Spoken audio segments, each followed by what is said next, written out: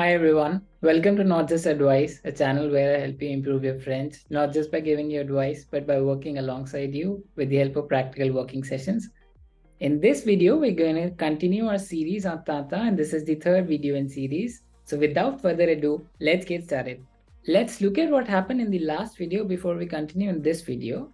So Tintin had encountered a lighter, an automatic lighter, and it had hit this lighter with its beak. And what happened was this lighter, it started turning like this. And when it happened, the lighter opened up, the spring got to work, and the flame hit Tintin's face. And that is how that day Tintin had his face reddened by a flame. Okay, so let's see what happens next in this third portion. And I'll read as usual line by line. So let's continue. Dans le coin d'un hangar avait été relégué un vieux tabouret capitonné. Okay. In the corner, dans le coin, a corner is a coin d'un hangar. An hangar is basically any place which is a shelter or is covered with a roof. Okay, so you see there's a building behind this stool, and we see that this is actually a corner of that building. It could be that it's a building of the farm where grains are stored. Okay, so dans le coin d'un hangar, in the corner of a hangar or a storage building, avait été relégué, had been relegated. In English, we have the word relegated, which means to send something to an inferior position. Or here, I think it means that this tool had been put inside or at a place where it's not very important for the owners to see it, okay? It's not really important for them, hence it's sort of disposed of in a place where they don't want to see it, okay, all the time. Avait été relégué, what was relegated to that place? Un vieux tabouret capitonné, okay? So a tabouret is a stool, okay? So we have two adjectives that qualifies this noun. A tabouret is the noun, and two adjectives, vieux tabouret capitonné. So vieux and capitonné, both of them surround this noun. So vieux means old, okay? Vieux is basically an old man. So a vieux tabouret means an old stool. And capitonné is to say that it was cushioned, okay? So un capiton is basically a cushion, and capitonné is something that is cushioned, okay? Let's continue. Tintin aperçut un fil qui zigzaguait sur le cuir du tabouret, okay? So apparently Tintin was sitting on the tabouret, on the stool, okay? And it observed. Aperçu is to observe, is to see something, okay? What did he observe? Un fil. Un fil is basically a cord or, thread qui zigzaguait sur le cuir du tabouret. Zigzaguer is basically, as in English, is something that goes in zigzag motion. So as you can see in the picture, it observed that a thread was zigzagging sur le cuir. Sur is right on top of, okay? Sur is when you have contact between two surfaces. So if I have this wallet, it's on top of my hand and it's lying here, it's called sur, okay? Sur. But dessous is when it's above and not touching, okay? So something that's dessous is above the object that I'm talking in reference to, okay? Sur le cuir du tabouret.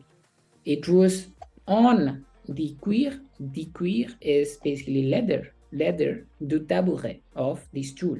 So let's read this. Tintin aperçut un fil qui zigzaguait sur le cuir du tabouret, on the leather of that stool, okay? What he says, tiens, se dit Tintin. Here, damn, what's this, okay? Que vient faire ce fil à cet endroit? Okay, she said, damn, what is this thread doing at this place? Que vient faire, what has this thread come to do here, okay? Que vient faire ce fil? Ce fil is referring to the exact fil that we talked about. He saw one thread and he's referring to that thread as ce fil, okay? This is demonstrative adjective, and I'll talk about this in the grammar lesson today. Ce fil à cet endroit. Cet endroit is that place. What is this thread doing in this place, or in this place, or in that place? So cet endroit is referring back to the place that was previously mentioned. So what is the place? sur le cuir du tabouret. So this thread is lying on top of the leather of the stool, and Tintin is kind of asking himself, okay, what is this thread doing here? So let's continue and see what happens. Et pour le savoir, and to know that, and to know what, and to know the answer to the question about what is this thread doing here in this place, il tira dessous. Il tira dessous. Tirer is to pull. Tirer is this, okay? Tira is the past form of tirer, and it's the passé simple form, which is basically used in French literature. You will more often encounter passé composé in recent literature of French, but tira is also an acceptable form, and it's the passé simple, okay, form of tirer. So il is referring to Tintin because he is male and singular. So il tira dessous. Dessous is, as I told you, something that's above something. So what he did was he pulled like this. He pulled something. He pulled the thread with his beak. He went down. He pulled the thread with his beak above, okay, like this. Il tira dessous. Ce fil, that thread, qui fermait péniblement une déchirure. Ce fil, that thread, that was closing, which was closing péniblement, hardly closing. This is an adverb. Qui fermait péniblement, which was hardly closing. Une déchirure. Déchirure has two meanings. One is basically a tear or a gap, and second is a cut or a gush. And when it comes to when talking about wounds on the skin, so une déchirure could be a cut on the skin, or it could be something like a gap. So here you see there was obviously a gap which was kind of sewn by this thread, and what did Tintin do? It went and pulled onto the thread, and something happened. We'll learn what happens, okay? Ce fil qui fermait péniblement une déchirure. So this thread was already hardly covering a big gap, apparently, okay? Une déchirure se cassa. It broke, it split, okay? Le cuir se sépara largement.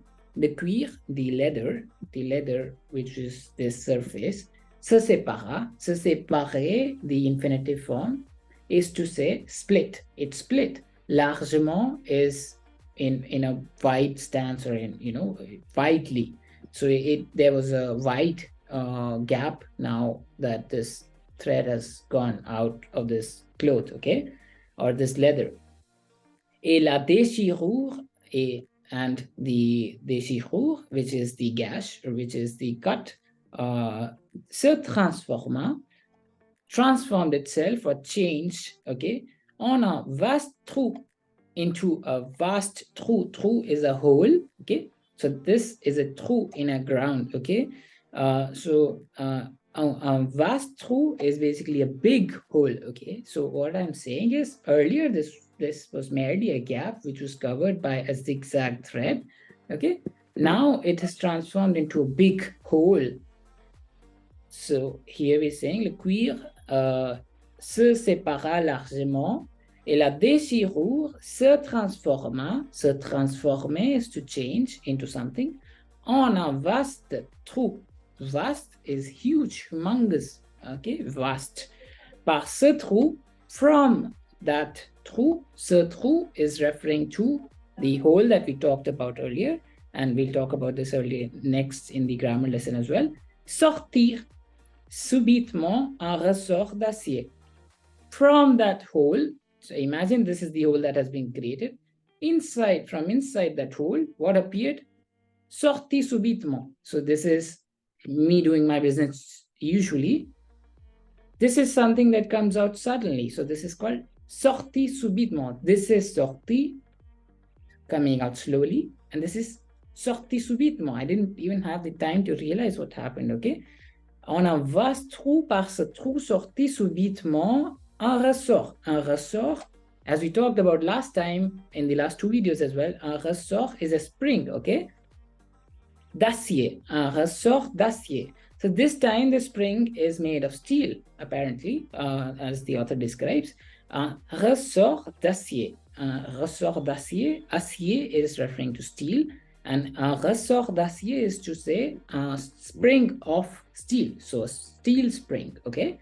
qui va frapper Tintin en pleine poitrine, which came, frapper is to hurt or to strike something, okay, like this. Frapper, qui va is the past form of venir, which came, okay, in passé simple, qui va frapper Tintin en pleine poitrine. Poitrine is the chest, and en pleine poitrine is to say in the middle of the chest. So this, as I told you, sortie subitement is like this, okay? So this spring came out and it hit Tintin like this in the center of the chest. We humans are very big, and we would not have such a big impact if we were hit by a spring like this. It would hurt, but since this is a little chicken, a big spring that comes and hit like this right in the middle of the chest would possibly cause it to go away, far away, okay? And that is exactly what happens, as we can see from this picture. This spring came out and it hit Tintin right in the middle of the chest, en pleine poitrine, et l'envoya, and sent it. Envoyer is to send, okay? L'envoya is basically the past form of envoyer, okay? And le here, li plus envoya has transformed into l'envoya, and le here is referring to Tintin, okay? So l'envoya faire un plongeon is to say it sent it into a dive, it sent it to make a dive. Faire un plongeon is a dive, okay? When we dive into a swimming pool, it's a plongeon, faire un plongeon. Dans un pot de peinture, dans un pot de peinture, pot is basically a pot or a box, which is of circular form or cylinder. De peinture, which was a box or a pot of what? Of paint, okay? So Tintin got hit in the chest by a spring, and quite hardly so, that it went on, fell into a pot of paint, okay? Posé sur le sol à proximité, which was placed, posé sur le sol, posed sur, or placed on the ground. So this box of paint, was placed on the ground, le sol, à proximité. À proximité is something that is close to you, okay? Close to you, nearby. À proximité is basically an adverbial phrase which refers to distance between two objects, and when something is close to you, we say, okay, that is something that is close to me, so that's à proximité. Okay, so let's listen to this audio one time in the form of a native audio, and I'll play this now. Dans le coin d'un hangar, avait été relégué un vieux tabouret capitonné. Tintin aperçut un fil qui zigzaguait sur le cuir du tabouret. Tiens, se dit Tintin, que vient faire ce fil à cet endroit? Et pour le savoir, il tira dessus. Ce fil, qui fermait péniblement une déchirure, se cassa, le cuir se sépara largement et la déchirure se transforma en un vaste trou. Par ce trou sortit subitement un ressort d'acier, qui vint frapper Tintin en pleine poitrine, et l'envoya faire un plongeon dans un pot de peinture, posé sur le sol, à proximité. Okay. Before we move to our bonuses, I have 3 questions for you. If you watch this video attentively, I'm sure you'll be able to answer these questions in the comment section. So let's move on to the first question. Can you explain to me the meaning of the verb tirer? I explained it in the video quite well, I guess. And second question is, can you explain to me the meaning of the verb se séparer? Se séparer. Think of it where I use this verb. The third question, quelle est la signification de la locution adverbiale, the adverbial phrase, à proximité? I explained to you at the end of this extract what is the meaning of the adverbial phrase à proximité. Can you answer these 3 questions in the comment section below? Now it's time for the bonuses of this video. The first bonus is the vocabulary list of the words that I used in this video. You can refer to this by pausing this video here, or you can text me on Instagram or on Telegram, and I'll be happy to share the PDF with you. The second is basically a grammar tip, and it's basically an entire grammar topic, which I'll be covering briefly. So we'll talk about demonstrative adjectives as I talked about in the lesson. So demonstrative adjectives are basically used to refer to objects that we have previously referred to avoid repetition. So let's say I mentioned that a person was wearing a red jacket. I don't want to repeat that same sentence every time I mention that person. So I say that person. In English, I say that person. Okay. Again, that person did this, that person did that.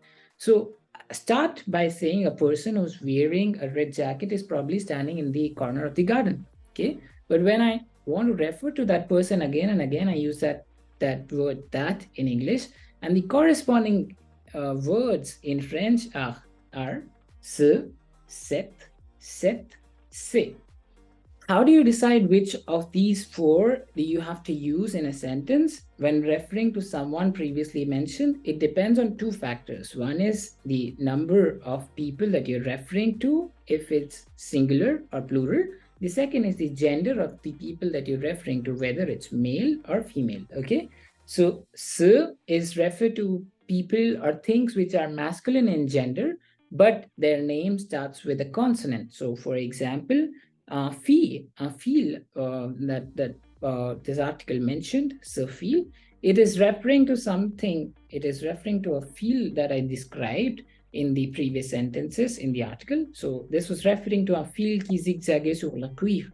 So un fil qui zigzaguait sur le leather, it was zigzagging on the leather. I don't want to say every time that I mention this thread that it's that fil. Okay, I know there is only one thread in question. I want to refer to it again, but this time I'll use ce fil because fil is masculine and it's singular. I'll use ce. Okay, so ce is used with masculine singular, and since fil starts with a consonant, it's not a vowel, I'll use ce. Cet endroit, here endroit, un endroit. Un endroit, endroit is a place and is a masculine singular noun, and in endroit, E is the starting verb, which is a vowel, and hence I'll use CET. So for masculine singular noun that starts with a vowel, I'll use set, okay? So similarly, if we have a female and is a singular noun, I'll use set with double T. And if we have a group of people, any group of people, I don't care if it's men, it's women, or if it's a group of men and women, I'll use se, C-E-S, okay? So here are the examples from the article. Ce fil, okay, it was referring to un fil qui zigzaguait sur le cuir. Ce trou, it was referring to un vaste trou. Okay, we have referred to a trou that was made out of splitting of the leather. And cet endroit, it was referring to sur le cuir du tabouret. So you see, we prevent repetition of this much of French by using just one and two words here, okay? So that's how demonstrative adjectives are used in French, and I hope you got to learn something from this topic. This was all about this video. If you like this video, please don't forget to give it a like because it helps me reach a wider audience with the help of YouTube's algorithm. If you want the lesson PDF, don't forget and don't hesitate to reach out to me on Telegram or on Instagram. The handles are in the video description, or you can just search Not Just Advice here. And I'll see you next time. Bye.